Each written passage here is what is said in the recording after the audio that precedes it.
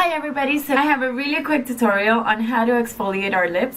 Sometimes with dry or very cold climate, our lips just start to chap and it looks horrible and they look dry, flaky.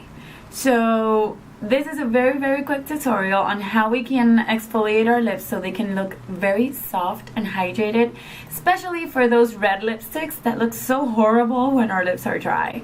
So if you want to know how you can exfoliate your lips with ingredients that you have in your household, just keep on watching. Oh, wait, and if you're new here and you're not subscribed, go ahead and click the subscribe button if you want to, duh. And click on the little bell so that YouTube can tell you every time that I upload a video. So let's get started.